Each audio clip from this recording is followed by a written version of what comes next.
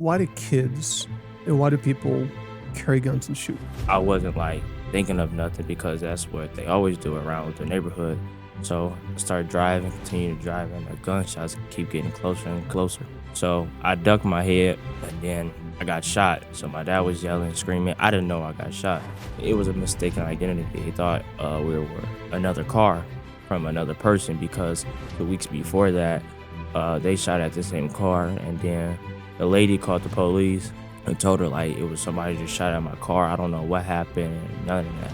Sometimes when people do that, they cannot get out the gang life. So like they're stuck in, and it's just like they have 1 foot in, 1 foot out. But it's just like I think they should just work hard and then trust the process and pray to God. I found myself sitting in a boardroom with the police chief and the JJC, and everybody was just upset, and they just said, Coach Seth, what else can we do to stop this?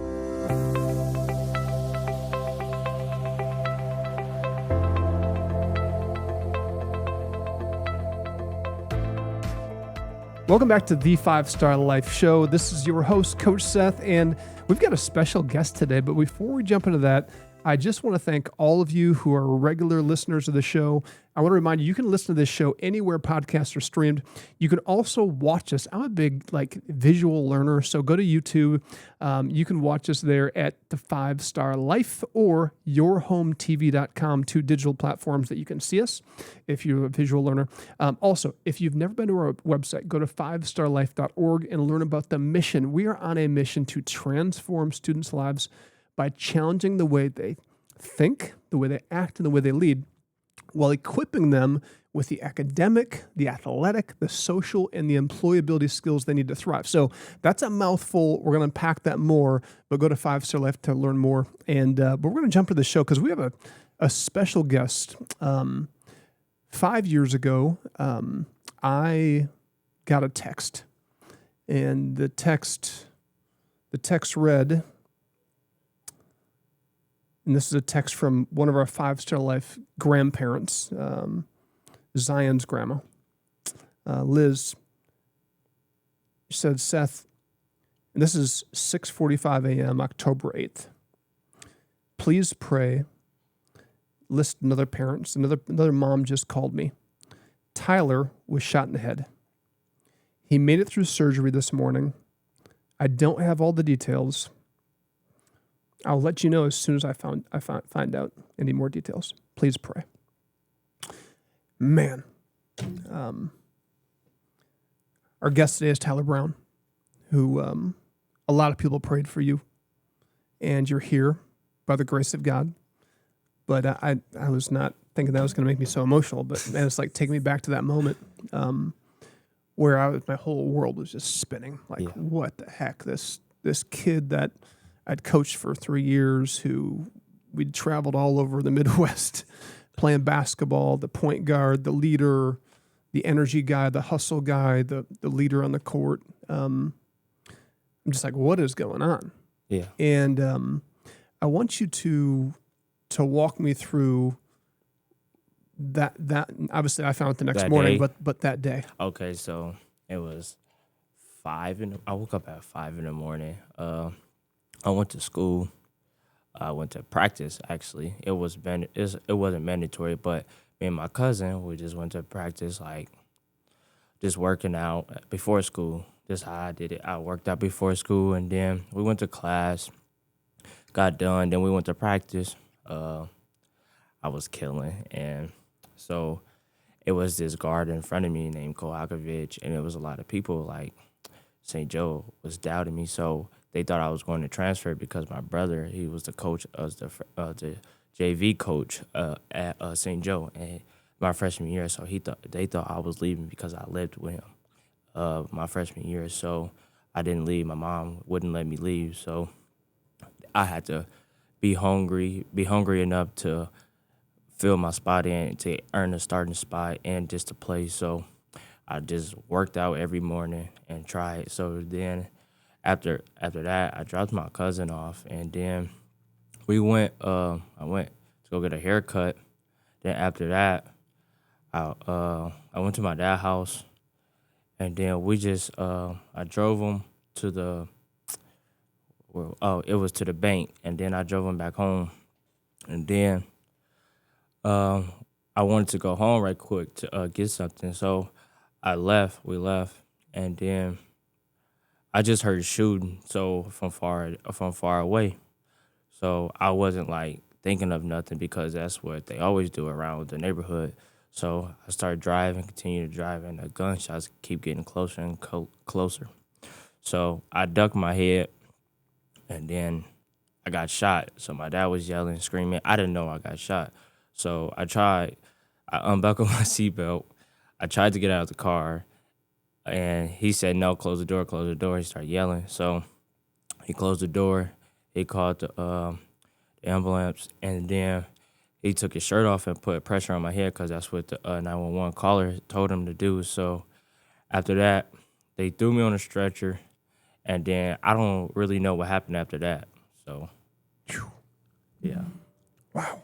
I have not heard all of that. And then that's all you remember, you went black. Yeah. So then when I woke up, it was like, And so how many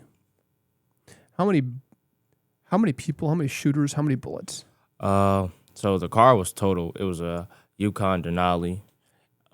It was total. They said, I think it was 3 shooters, but I don't know because it was a driver, it was a passenger, and it had to be a backseater. So it was a mistaken identity. They thought we were another car from another person because 2 weeks before that, they shot at the same car, and then the lady called the police and told her like it was somebody just shot at my car. I don't know what happened and none of that. So yeah, the car got a total. It was like 60, I think like 60 rounds. Then they 60 rounds gunshots Yeah, so in the then, car. yeah, and then like it hit houses, hit like three or four houses and all of that. Yeah. Phew.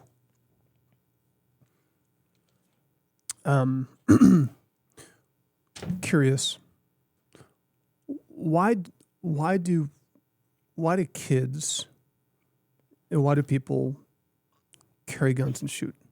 I feel like once when sport when dang sorry so once they doesn't make it out of sport, once the sport get hard, I feel like they will turn on guns because it's popular in the black community. We're showing it like rappers, just everybody, their parents probably they don't know it, but I feel like it's common for a black community. It's easier because of black community, and it's the people who you hang around with. So the school you go to, the people, the category you hang around with, but you always have a decision to make. Is it right or is it wrong? You had to make that decision. Yes. At what age did you make that decision? When did you know, like, I'm going this way instead of that way? I want a 5-star life instead of a I feel like street life. I learned it at a young age because my brother, he was in jail for killing someone, and like it just made me want to say like I don't want to take this route. Like I have 2 routes because my mom's side of the family was church, so I'm like I want to like stick to God and trust in God and believe in me because I was like before I even played basketball when I was 3 years old. I used to be a pastor. I used to preach like in front of the whole church.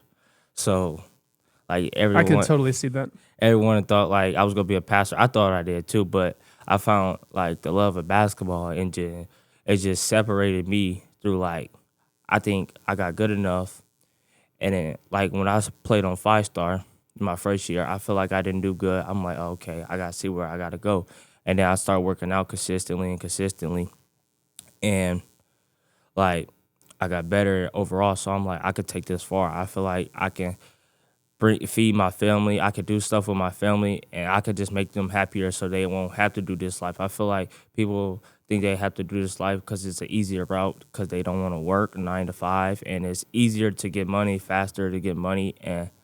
But sometimes when people do that, they cannot get out the gang life. So like they're stuck in, and it's just like they have 1 foot in, 1 foot out. But it's just like I think they should just work hard and then trust the process and pray to God. Let's go back to to 60 rounds to your car, Mm-hmm. house is shot up, Yukon's totaled, Yeah. you go black, and then the world is spinning. Our world is spinning. I'm talking to your mom, talking to family, and you're in a coma. Your mom calls a prayer vigil. Got to be 1,500 people that show up to the thing. Yeah. I don't know. It was thousands, probably. I don't know. It was hard to count. Yeah. So there. I don't know if you saw pictures of it, but I saw pictures. I actually got it in my phone. Usually when I get depressed, I just look at it and like show how many people supported me. But it's just like, well, when I was going through like a depression about 2-3 years ago, actually after I got shot, like the year went past, it was really tough for me. I'm not gonna lie. I was just looking at it, but like some people like they was there for me, but what about the year after? Like that really had like a structure on me, like a tough structure on me. So I was just looking at that, how many people, like when I get down, I look at it like it just motivates me to keep going. Just motivates me to keep going though. So that vigil happens. You have all these people praying for you. Meanwhile, the doctors tell your mom that you're either going to die, but you're brain dead for sure. So you're not going to be functional. Yeah. And I just remember her telling me, like, Coach Seth, I reject all of that. Yeah. I don't receive any of it. I'm not knocking the medical profession. I'm not saying they don't know what they're talking about, but they don't know my God. Yeah. She was so bold and she was so sure. Like her faith, Yeah. it's one of the most inspiring moments of faith I've ever seen in my life. Mm-hmm. Because she didn't just say, hey, come pray for my son. He's going to die or he's brain dead. Yeah. And come support me. She was like, no, come pray that he wakes up. Yeah. And he steps into his destiny because he's got a destiny. Yeah. That's bold, right? Yeah. Anyways, so shortly after, I get this message from your mom. He opened his eyes. He sat up. And then the journey begins. Walk me through, you wake up. What do you wake up to? So I wake up. I don't even know I wake up. I don't even remember when I woke up. So it's a funny thing. So it's my godmom. So when I got shot, my mom called her and then she came the next day. So it's a lot of my friends, my mom's best friends is staying with her. Like they staying in one bed. So it was like 4 people to a bed. And everybody just staying at my house. So my godmom says like, okay, Tyler, if you don't wake up, I'm leaving. But she never comes to South Bend. So she finna leave the room. And I opened my eyes and like she ran out and like was yelling at my mom like she was scared, like a ghost just hit her. It was like, Mia, like he opened his eyes. Mia, he opened his eyes. And then it's just like she came in and I opened my eyes. So only thing I remember of that, like before I opened my eyes, like I had to relearn everything. Like I was saying everything in my brain, but I couldn't say it out of my mouth. So like I wasn't functional. Like I was trying to move, but the doctors had me like on resist, so I couldn't move my arms, and I was getting mad. I was getting frustrated, and then my brain was just like frustrated too because I could do things that I used to, but I can't do it no more. Wow. Okay. This is our first segment with Tyler. We're going to take everybody just catch your breath, and I need to catch mine. Reliving this is such a emotional experience for me. And I know there's a ton of you who were praying for Tyler because we put it up like the SOS, like pray for Tyler, pray for a 5-star guy. So we're going to pause, let you regroup, maybe send a text or a message to somebody that needs to tune into this and listen to this or share it with them along with you because the journey continues. Again, go to 5starlife.org to learn more. You can listen to this anywhere podcasts are streamed or watch this and get your eyes on this young man, Tyler Brown, here in studio at the 5-Star Life on our YouTube page. We'll be right back after this. The 5-Star Life Parent app. Each lesson includes a short video and simple discussion prompts designed to help families reconnect and start talking again. Because when parents lead the conversation, kids grow stronger. Download the 5-Star Life Parent app today and start your first family conversation this week. Transforming kids' lives by challenging the way they think, act, and lead. Welcome back to the 5-Star Life Show. I'm your host, Coach Seth, and if you've been following the show in this last segment, man, it's a fun show. I've got Tyler Brown in studio with me. Tyler, thanks for joining us. You're welcome. No problem. Anything for you, Coach Seth. Oh, man, I tell you what, man.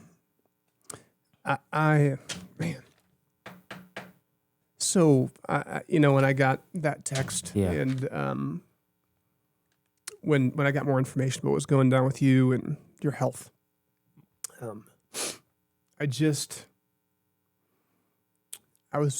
my response, they say when you have something that happens to you, and this was not even me, it was you. Yeah. But it was like it was happening to my family. Yeah. So my response was anger. I was just angry. Angry at the shooters, angry at our culture, angry at people that would hear another shooting and not understand and think another kid, who cares? Another statistic, another number, another black kid that was in the streets that probably got what he had coming to him. Those are all things going through, and I just got more angry. I'm like, what is going on? And at that prayer vigil, some news outlets interviewed me because I was your coach, and someone got wind of that. Actually, another former coach who works for the police department got wind of that, and I found myself sitting in a boardroom with the police chief and the JJC, and everybody was just upset, and they just said, "Coach Seth, how can we? What else can we do to stop this?" And I said, I don't know. Let's talk further. We dove into some of the issues, and we walked out to the other side of that meeting with a commitment to say we want to help prevent violence, gun violence, and one way you do that is you prevent it with catching the small foxes. And we said let's start. The JJC actually suggested this. Let's start with kids before they're at the point where they're holding a gun. Let's start them a little younger when they have their first minor offense. And so out of your tragedy was birthed a program called the 5-Star Lift Program, where now for 4 years it's been going, and we have a 95% success rate at when kids and their parents are referred to the program, they don't go back to any kind of offense or interaction with the legal system. Again, it's just, but the catalyst was you. Yeah. It's amazing. So, but back to you. Your godmother sees you open your eyes, runs out. Your mom comes in, and then for you, you're now trapped inside like it's another person's body almost. Yes. Walk me through that, and what I can't imagine the despair, the confusion, like trying to understand what happened in the journey of like rehabilitation. So when I woke up, I just seen like a lot of people surrounding me. So it's just like I was confused, very confused. Like, why am I in this hospital? Like, why am I in the bed? Why do I had a diaper on? So like, why do I got a diaper on? Anything like, and I'm getting mad because they had me on resist. So I'm trying to pull up and try to like get out because you can't communicate. Yeah. Yeah. And I'm trying to talk, and it wouldn't like. So I had a trach. I had things in my neck, everything. Like half of my skull was gone. So it was just like I couldn't even move, but I wanted to move. Like my mind is telling me to move, but my body is like, no, he's sitting right here. He's got to recover. But like I'm trying to, but it just wouldn't let me. How long did it take to start to be able to, like, when did they let you take the restraints off and start to move and do rehab? Okay, so they had me on the adult floor, and then like a week later, when I woke up a week later, they put me on the children's floor. So I started like rehabbing. So like I started walking, try to like not walk by myself. They had something around me, holding me, and I had to use a walker. So I used the walker for about a week. My foot kept dragging, and I kept getting mad because like I'm thinking I'm walking right, but I'm not walking right. So then they put me on a cane. They walk around. I walk to a door, throw the cane, walk by myself, but the lady still holding me behind. So then she like, pick your feet up, pick your feet up. And I'm getting mad. Like, I'm not getting mad with her, but I'm like, I am like picking my feet up.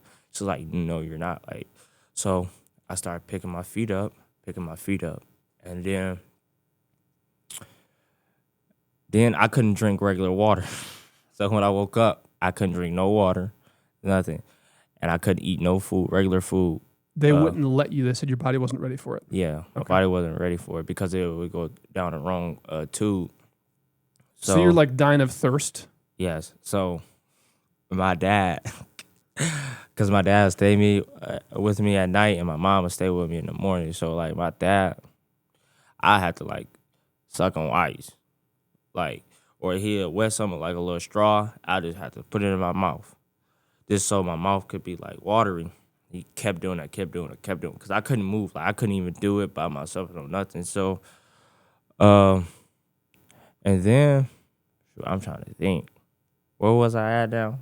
What was the question? I'm sorry. I was just asking the rehabilitative process. What was that like? Oh, okay. And you're kind of walking me through getting up, using the cane, having the support, then having the cane, then walk without the cane. So you're kind of So then my left and my right was delayed. So I had to lift my arms up, like they was moving my arms, like just moving it. So my left got a little better. So it's still my right, because when you get shot on your like left side of the body, your right side of the body, it controls your right side of the body. So it's the opposite. So I'm getting mad. I can't control my right hand, my right leg. Like my fist is like balled up. So I'm like, okay. I'm trying to open it like I can't. So then they do like a sucker. So I got to suck on the sucker so I can drink water. And I couldn't drink water. I failed the test like 3 or 4 times. So then I'm trying to think what happened. So I mean, it's a long road. Yeah. How long before? At what point were you like, my goal is to play basketball again? As soon as I was able to walk, actually, it's a video of me dribbling the ball. Like I got an IV in my hand, like an IV, but it's not connected. I'm dribbling the ball. I'm just dribbling. I'm just keep dribbling, and everybody just happy. I'm like, I need to play basketball. Like this going to get off my mind, because when I like something don't go my way or nothing, like if something bad happens, I go to the basketball. That's my outlet, because I can control the basketball. I can't control if the basketball go in, but I can control what I do with the basketball, if he can steal it or if I can steal it. So that's one thing I could control. And they had a little shooting machine. So like my dad, my mom, or my brother, they'd take me. We'll walk down. I had a feeding tube connected, so we'll walk. They'd push that. I'll walk. I just keep shooting for an hour. Then I had to go sit down, and then I keep doing that. And then I had to go to therapy. So therapy was in the hospital. So then, 3 weeks later, they transferred me to no. Before that, they said I could eat food. So my first meal was Chick-fil-A. It was Chick-fil-A, but I was still on the feeding tube. Was that by request? Yeah. Oh yeah. So I wanted some Chick-fil-A, so I had Chick-fil-A, but they told me to eat it all, but I couldn't eat it all because the feeding tube was still feeding me.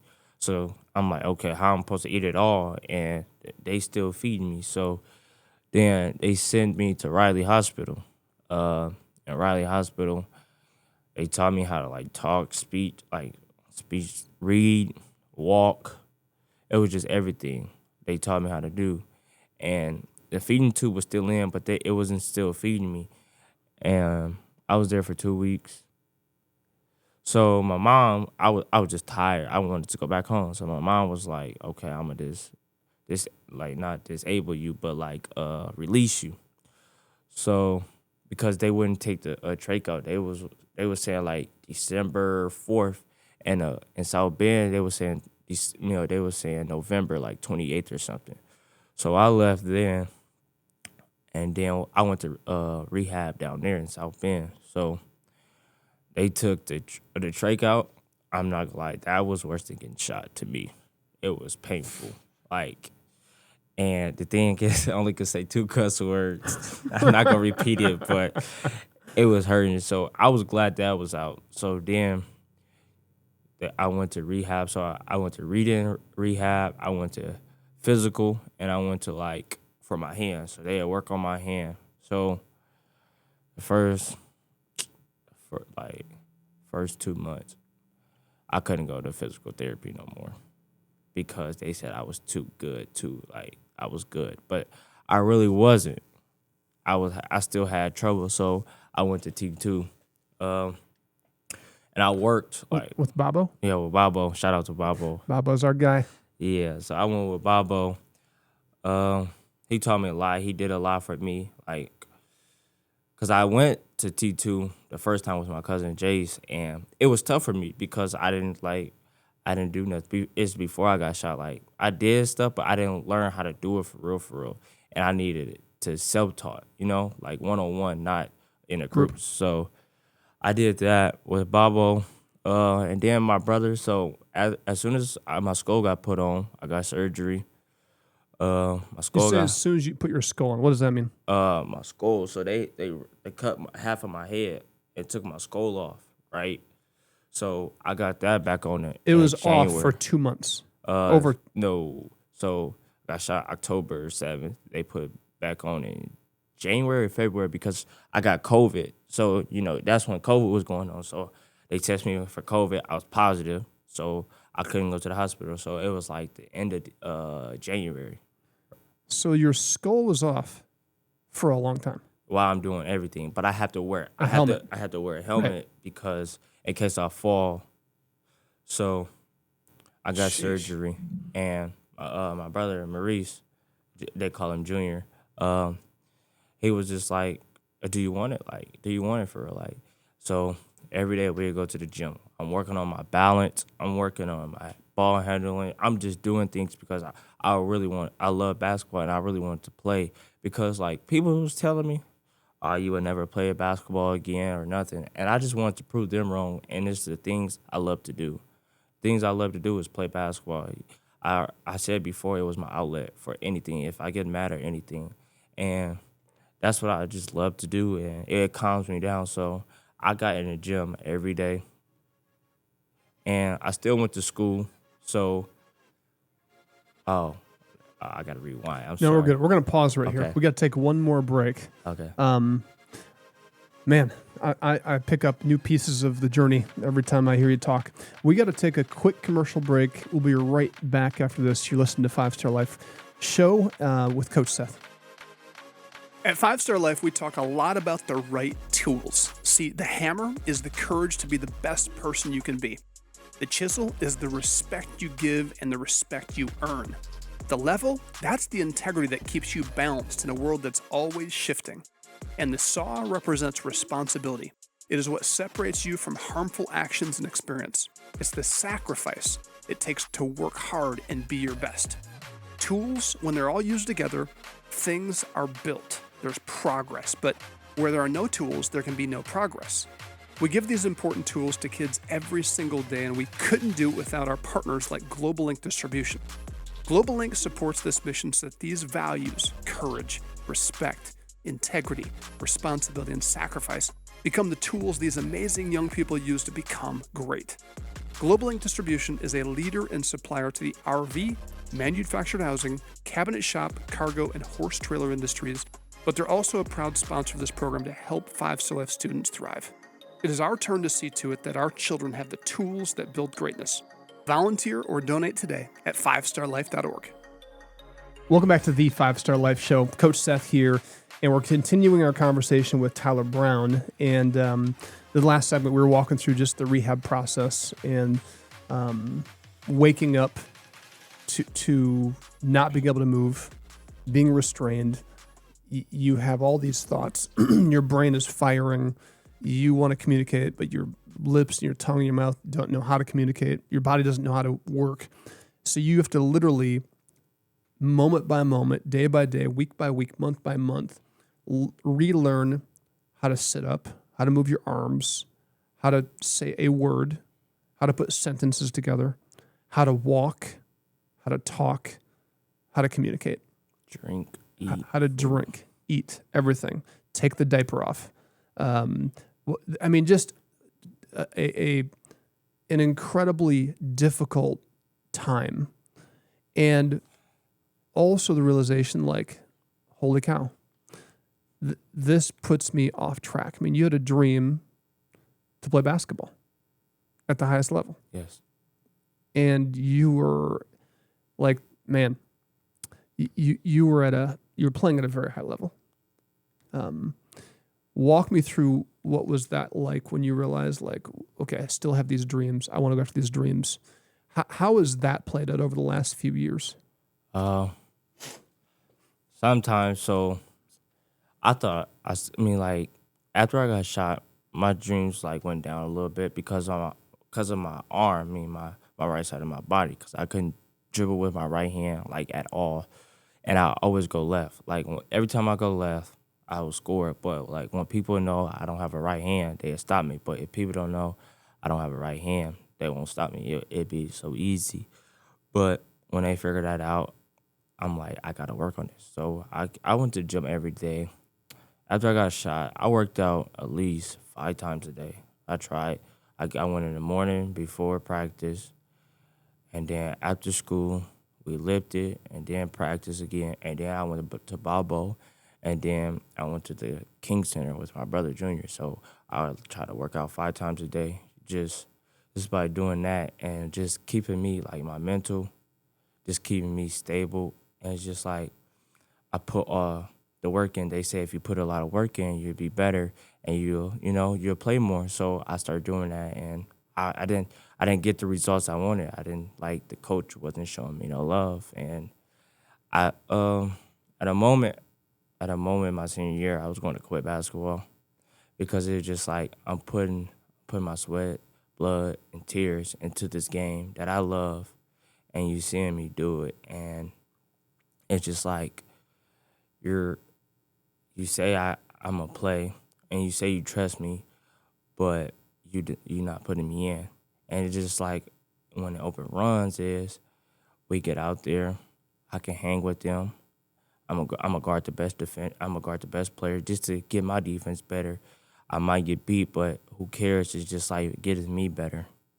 So I feel like there's a lot of trust. Basketball had ups and downs for me. I still love basketball to this day. I referee, but, like, people, like coaches, I feel like I don't trust them no more just because, like, you're not going to tell me I can't play and do this, and I know I can.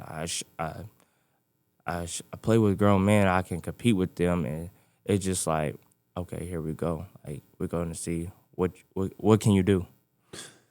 So it felt like it had to feel like part of your dream was dying. You're watching it die because of what happened. Yes, and that is heartbreaking, brain breaking, in many ways. But let me tell you what I saw from my perspective. From my perspective, I saw a kid who shouldn't be alive, but by the grace of God, by a praying mother, miraculously, and then through just incredible work ethic, and people like Junior and your mom and your dad, and all the people that and your godmother who just kept pushing you and getting those opportunities. For me, I was like, oh my goodness, to watch you your senior year, run out in the court and play on the team, participate, and make a run to play at Gamebridge Fieldhouse in the state championship. Like watching you be a part of that journey, to me was, I can feel your frustration still. Yeah. Your disappointment still. And you're like, hang on to that because that's what's going to push you to the next level. Yeah. But I also want to share my perspective of, holy cow, you should have been dead. Yeah. You could have just said, you know what? I'm lame. I'm like, literally, I'm disabled. I'm this. I'm that. And so poor me and poor this. And you could have just laid down, but you pushed your body, you pushed your mind. You still continue to do that. And so I want to give you some serious kudos because that's who you've always been. Yeah. That hasn't changed. And that's a huge deal. And I'm going to say this. Your future is so bright. And we're going to come back here and at some point and bring back Tyler Brown in the future because you're still processing this whole thing. I mean, this is a traumatic thing to go through. You had to, your first day of high school, I think it was your first day of high school, you had to go to court. Last day. It was the first last day. Your last day of your senior year. Yep. Which is exactly 4 years ago. Yesterday, I think would have been because yesterday St. Joe started school. Yeah, so that would have been 3 years ago today. 2023? 2020. Oh, 2023. Yeah. Oh, 4 years. I'm sorry. No, you're good. See, the first day of school is court. Yeah. Where you're going to see the shooter in court. First time, right? Yeah. Interaction. Yes. If you can't, what was that like? So they had me in a waiting room because they had my dad talking first. So I had to wait. And then when I walked in, I just felt like bumps, like, okay, this the dude that really shot me. And when I was talking, I was just looking at him in the eye, but he just put his head down. And I just kept staring at him like, why? Like, I didn't say nothing, but I'm just saying, like, why? Why me? Why? Like, if you're going to shoot somebody, what's the reason why? You always have a why. Why do you do this? Why do you do that? Why do you do this? Like, why did this happen to me? I still don't know why, but it's only God knows. I feel like God wrote my story, and He's blessed me to see another day and continue to see another day and inspiring people. That's for sure.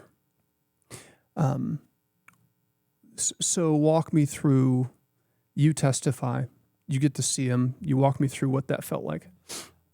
He wouldn't look at you, but then walk me through sentencing. So when I was looking at him, I just felt angry, like, dang, like I could have had a great senior year. I could have had 1,000 points, even though that doesn't matter, but like, I could have had 1,000 points. I could have had probably a D1 scholarship or even a scholarship just to play basketball, the thing I love to do. I just loved. And then on the court day, it was Friday. He was charged with 3 years for shooting, regular shooting for the girl. He was charged 3 years for regular shooting for my dad. And then he was charged 6 years for regular shooting for me, and he was charged not guilty of attempted murder. So when they said that, he just looked at me and smiled, and I just felt so angry. And then after court was over, I just want to pause here. Okay. So attempted murder. How does he fire 60 rounds into a car? And how do they find him not guilty? I think it's because they said the bullet is still in my head. They don't know which bullet was it. So it could have been not his bullet. It could have been a different bullet. So that's why I said it's 2-3 other people out here they still haven't, charged. I felt like if they would have let me talk and got my point across the jury, they would have got me, because it's just like, I feel like I couldn't talk. So then when they sentenced him to 15 years, I was just like, okay. And then they tried to take me to the county city building. That's where the people was. I didn't want to go up there because I was just mad at them, just because, like, y'all don't know what I went through. Like, you 15 years over this, like, over an incident that I could have been dead. Like, what if I would have been dead? He would have got how many years, though? Like, that's what I feel like. And I just felt like they let me down. But I feel like it's a blessing and a curse. Like, is teaching me how to work through my ways, how to not get angry or let people see me angry when I'm mad and not let them see me frustrated. How do you... Forgiveness is a huge thing. Have you thought about that? Have you worked through that? What are your thoughts on that? Yeah, I think about it every day. I mean, you forgive, but you don't forget. I forgave him. God's going to deal with him and the consequences, but I won't forget what he's done to me in my life, how it changed. But it's God, God wrote my story before I was even born. So I feel blessed to just have another day, able to walk, able to be here, able to just drive here. I just like they wouldn't even let me drive at first, but after all this, I got my license. After I got shot, after I had my skull put right back on, I just tried to get my license just to be a regular kid. Everybody was treating me differently, acting like I wasn't regular, but I was a regular kid. I couldn't go to a lot of events because I had my skull off. I couldn't go to a basketball event or anything. So my high school experience is different between other people in high school. I couldn't. Sometimes I wasn't even going to parties. I don't even like to party, So I just go home after the games, just go home and just chill in my room and just think like, dang, if I would have played, even though if I don't play, I will be the biggest, supporter ever. My cousin played. Me and my cousin used to be a great duo, and he just asked me like, Tyler, what do I need to do? And I just tell him, just like, slow down, just do this and do that. Like he always listen to me in basketball because I would great basketball advice. But yeah, that was made me proud. Like, okay, if I can't play, my cousin can play, and he did, and he plays baseball now at Notre Dame. He had a great year, so I'm proud of him for doing that. And it's just my why. I don't know my why yet, and I feel like I need to know my why so I can keep living peaceful and happiness and great. You're coming into your why. I'm telling you, you are coming into your why. You're going through a process, and the way you look at forgiveness, the way you let God be the vindicator, there's so much wisdom in that. And your why is just around the corner. But right now what you've done is just you've kept taking steps. You're working, you've gone to school for the last 2 years, you're functioning and you're growing through this, and your why is around the corner.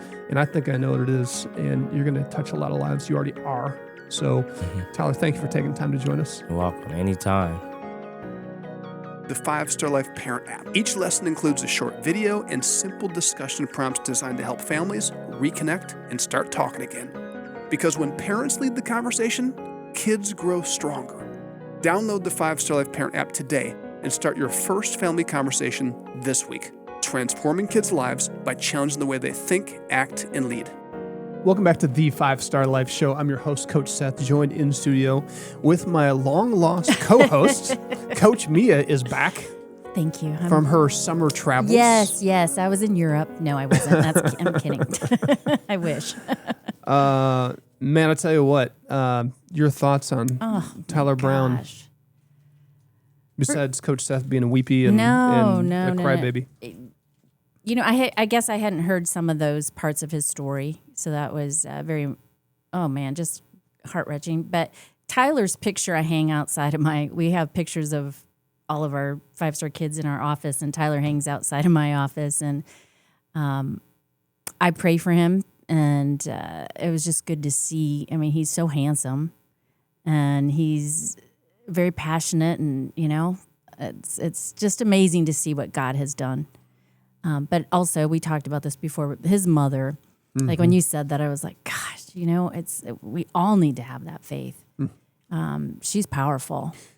She saved his life, changed his life, fought for his life. Yeah. And now he knows it's in his hands. And he's owning it. And I couldn't be more proud of him. And I couldn't be more grateful for this listening audience and all of our donors and sponsors who you know, sent out prayers for him, supported him, and he's doing well. He is, and it just so wise, for such a young man. And how old is he now? 20. 20. Gosh. Yeah, I was 15 when this happened, and Wow. his sophomore year now he's 20 years old. You just listen to that story and you think about all that he went through, and most people, just think about what happened, and they miss the in between story, because you can see him now and you would never know anything happened to him. You would not know, but boy, he knows.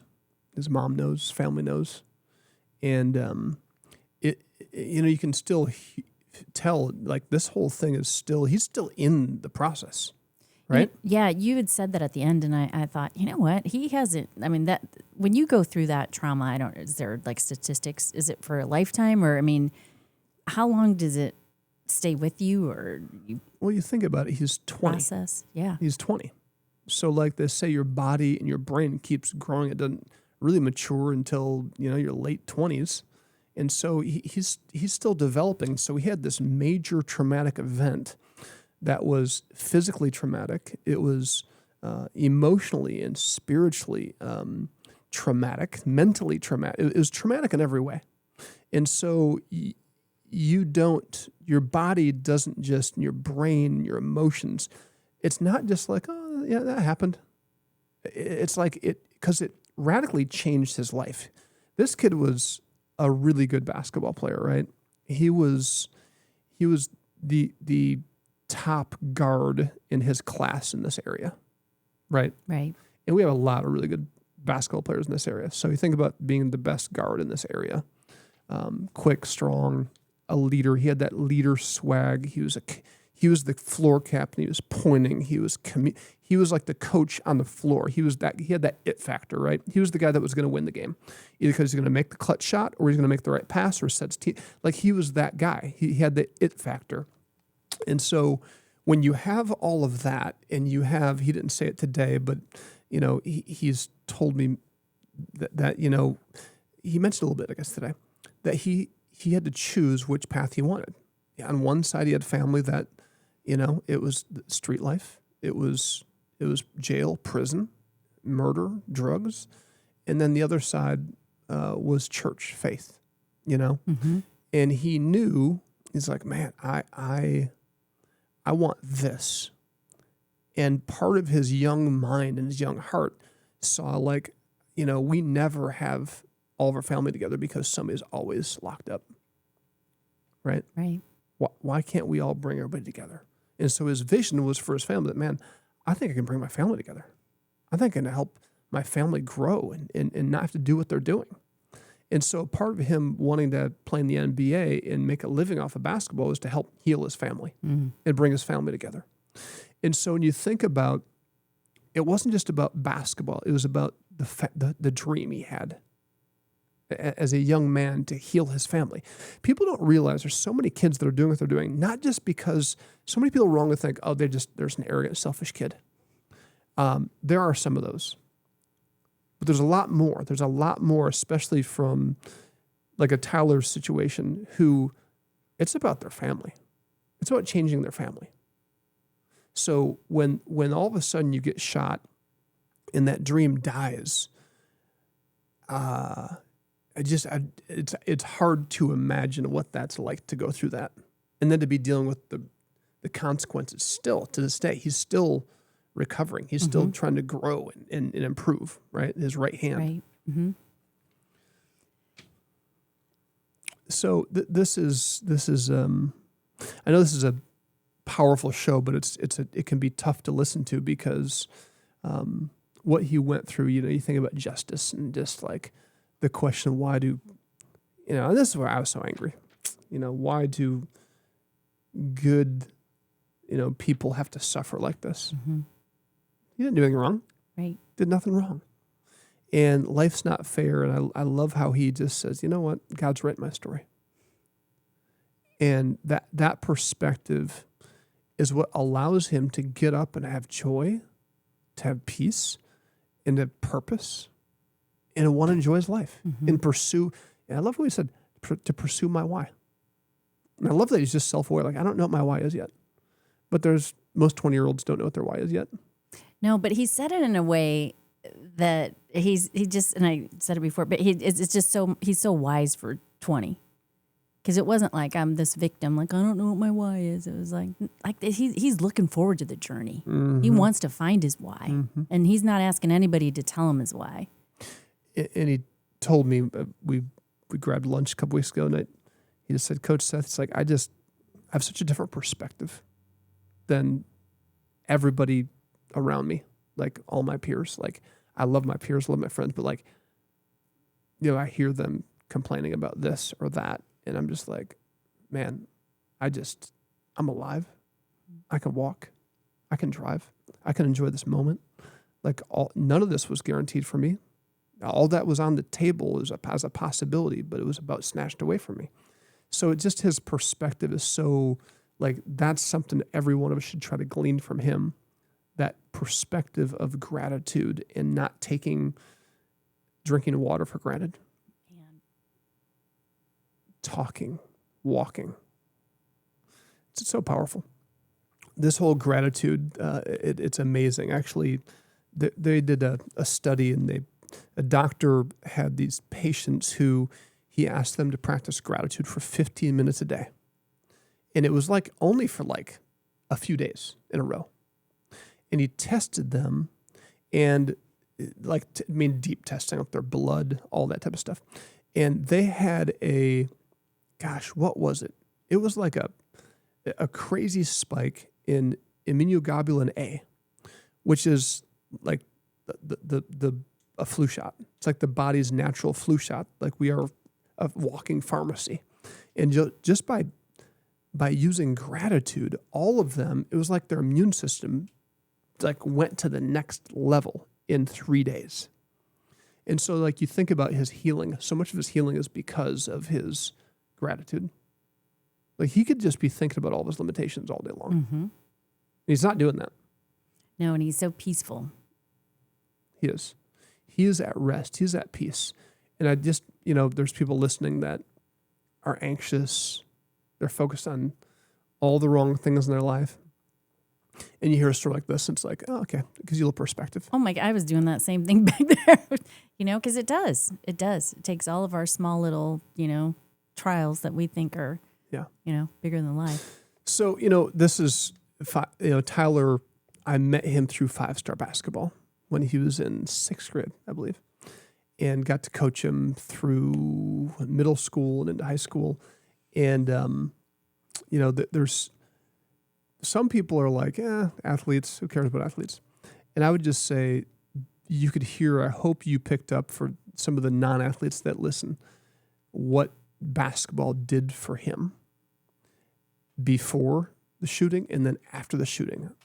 Like, if he didn't have a basketball to bounce in getting back to playing, God allows those things to provide fuel and drive and motivation to move us back to where we need to be. And so it's part of why we do 5-star basketball, 5-star sports. Like, that hook is so powerful for kids. So there's people listening that you love the game of basketball, you played, and you've coached, or you desire to coach. And we're always looking for more coaches that want to pour into young men and young women like Tyler. And I just want to challenge you, like, now is the time to start thinking about it. We got a season coming up here in a few months, and we're always looking for more coaches. Or next spring, there's a couple on-ramps to coach and get involved. It's a 4-month commitment or so. Couple practices a week. Anywhere from 4 to 7 events on weekends over that time period. But it's a powerful way to transform students' lives and use that basketball outlet. All right. I don't know if you weren't here, but I want to wrap up with this because it's so powerful. But we talk about this polyvagal ladder. Mm-hmm. And the last show, we start to unpack the power of this and how any coach, any teacher, any parent, any business leader, it's so important to understand the 3 states that we live in and out of, because it takes your emotional intelligence through the roof, because now you can start to read where people are on that ladder, because where they're on this ladder, if they're in ventral vagal at the top of the ladder, they're clear, they're motivated, they're open for business. But if they're in fight or flight, that sympathetic level, you know what? They're going to have some nasty responses. They're going to be tougher to connect with. And if they're in dorsal, they're shut down. They're not even hearing you. So I mentioned that here at the end of the show because next week we're going to unpack the next couple shows. We're going to continue to unpack some of this as we go back to school, back to sports coaching. I want coaches and parents to get some resources here to help them as the craziness ensues, the back to school craziness and balancing the schedules and all the pressure that comes along with that. So make sure you catch the next couple of shows. They're going to be really good. And if you didn't catch last week's show, go to our YouTube page at the 5-Star Life and check out the last show. It's a really good. It's kind of like a teaching for all the parents. I think you'll love it. And we have so many kids and parents in our Lift program that we walk them through this. And just last night, I had a mother and a daughter, and the daughter who made some bad choices, got in trouble. She's literally got tears streaming down her face, just saying like, she's now learned how to make good choices. She can now control her behavior. And she's now reconnected to her mom, and her mom's saying like this whole process changed our whole family in 6 weeks. So this is good stuff. Thank you for tuning in. Anything else you want to add? No, just, you know what? This is also in our app. That's right. So, you know what? Parents, if we're not in your school and you're not in the Lift program, go look for our app. 5-Star Life Parent app has all of these resources, and we have master classes for your kids, what they're going through, if they need help going through conflict resolution or just confidence, or special master class for parents. Check it out, Breakthrough in Parenting. We're out of time. Thanks for tuning in.